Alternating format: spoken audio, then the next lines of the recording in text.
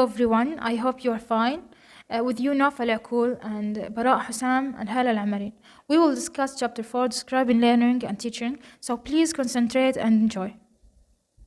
The first topic we have is children and language. Of course, we asked ourselves this question once. How can children learn or speak the language? Children acquire the language from their environment, family, friends, and schools without any effort. In the multilingual communities, we see that children can speak more than one language. It's simply because they acquire to it or they hear it around them all the time. Here we see an important concept, which is acquisition. What does this mean? Acquisition is a subconscious process, the effortless mastery of the language through being exposed to it rather than consciously. And children will not forget the language they expose.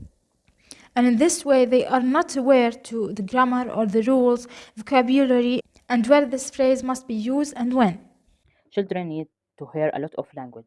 This exposure is extremely vital. When parents talk to their children, they simplify what they say, consciously or unconsciously. They don't use complex sentences or technical vocabulary, but they rather use language appropriate to their situation.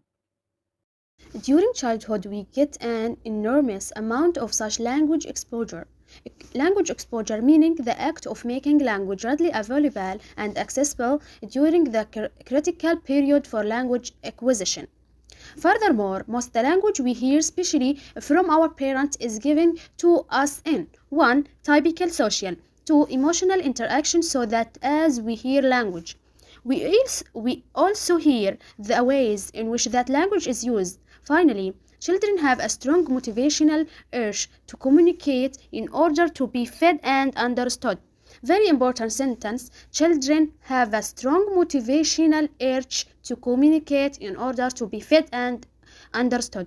Together with the parents and later other adults, they make language together and then they try it out and use it. This trying out is shown by the way children repeat words and phrases, talk to themselves, and generally play with language. But in the end, it is their desire to communicate needs, want to feeling that seems to matter most. And thoughts childhood and beyond, most people have a great many opportunities and documents to use the language they have been acquiring. It sounds then as if three features need to be present in order for children to acquire a language. 1. Exposure to it. 2. Motivation to communicate with it. 3. Opportunities to use it. Different times, different methods. Teachers have to know what the best way of teaching the language, and this way must help students to learn more effectively. In the 1990s, for example, there was considered discussion about the lexical approach, where it was suggested that we should structure our curriculum around language chunks.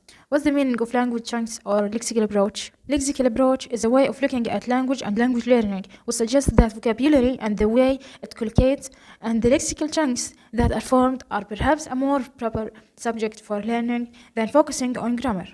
And language chunks is a group of individual words which operate a common meaning unit. For example, see you later or no way, where you cannot substitute any of the words. Or sounds awesome, where different words other than awesome can be used. In 1970, there were methods such as silent way, where teachers do little talking and the onus like liability is put on the students. And the second one, community language learning, where bilingual teacher helps students to translate what they want to say from their first language or their mother tongue into the language they are learning. The grammar translation method introduced the idea of presenting students with short grammar rules and word lists, and then translation exercises in which they had to make use of the same grammar and words. The German high school system and so on, with changes and expansions that spread much further. The danger with grammar translation, in other words, is that it teaches people the language but does not communicate with them effectively. Audiolingualism. Audiolingual methods. What's the meaning audiolingual methods? Audiolingualism meaning involving a routine of listening and speaking in language learning. When the audiolingual methods originated in army education in the 1940s, and when developed, it was then developed in the 1950s and enhanced by arrival of the language laboratory in the 1960s. It capitalized on the suggestion that if we describe the grammatical patterns of English, we can have students repeat and learn them. In such structural situational teaching, grammatical structures were presented in sample situation, which exemplified their usage. Crucially, to the structures were carefully graded, so the student learned the easy ones first before moving into things that were more complex. Audiolingual method focus on two things, listening and speaking, and this method is based on behaviorism. And the commentator worried that students have not acquired the real language. And there is a technique, or a special technique, is drilling. What's the meaning of the drilling? Drilling is a technique where the teacher asks students to repeat words and phrases either in chorus or individually, and then gets them to practice substituted phrases still under the teacher's direction. What is PPP? P. Presentation. P. Practice. P. Production. What is presentation? What is practice? What is production? PPP meaning is a lesson structure, a way to order activities in your lesson. And both audiolingualism and its assimilation into structural situationalism have their modern equivalent in the producer, which is often referred to as PPP. In PPP lessons or sequence, the teacher presents presentation, the context and situation for the language, and both explains and demonstrates the meaning and form of the new language. The students the practice making sentence. This is often called control practice and may involve drilling. Before going on the production stage in which they talk more fairly about themselves or other people in the real world. The PPP producer is still widely famous, used in language classrooms around the world, especially for teaching simple language at lower levels.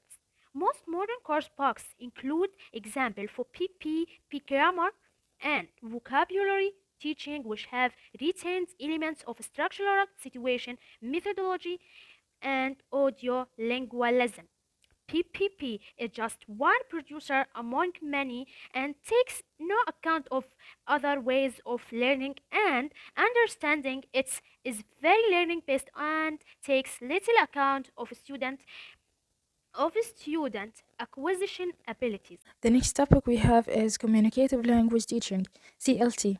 CLT was a 1970 reaction to much that had gone before, namely the grammatical patterning of structural situationalism and the rigidity of the drill type methodology that audiolingualism made varying use of. What's the meaning of CLT? CLT in a simple way is knowing when to say what to whom. Its approach to the teaching of second or foreign language. The focus of this method is to enable the learner to communicate effectively and appropriately in the various situations she or he would be likely to find him or herself in, and it focuses on teaching foreign language in the classroom in a way that allows students to communicate in a conscious way, taking their real-life experiences into consideration. CLT has two main guiding principles. The first one is that language is not just patterns of grammar with vocabulary items slotted in, but it also involves language functions or communicative functions that are giving or requesting information, expressing thought processes, or expressing opinions. What's the meaning of language functions or what they are? Language functions are ways in which we do or perform certain things, such as apologizing, inviting, suggesting, and language functions are realized through a number of different language exponents. Language exponents, the different language formulations for performing a language function. Like, if I were you, I would, blah blah blah. Why don't you? And I think if I was in your position, I would. All of these are exponents of the function of advising. Second principle of communicative language teaching is that if students get enough exposure to language and opportunities for language use, and if they motivated, then language learning will take care of itself. Here it is the role of teacher. Teacher must create real situations in classroom to communicate as if it's in real life. Then we have something important, which is communicative activities. What kind of activities in this way of teaching must be in a classroom? Communicative activities are thus where students use language to communicate real meaning rather than just practicing language. The teacher's role here is to be facilitator, an independent participant. Communicative language teachers use materials that focus on the language needed to express and understand different kinds of function. And the classroom activities guided by a communicative approach are characterized trying to produce meaningful and real communication at all levels. As a result, there may be more emphasis on skills of communication rather than systems or like grammar. Some of these activities can be like asking for things or describing people or expressing likes or dislikes. In this case, the teacher might be a communicator engaging in the communicative activity along with students. TBL, task-based learning, is a natural extension of communicative language teaching.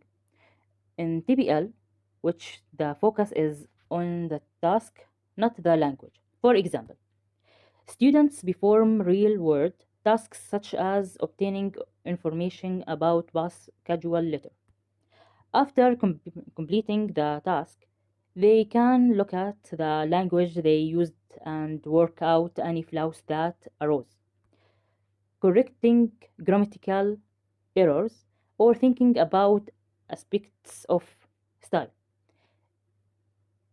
The assignment is the main focus and jumping off point for subsequent study later.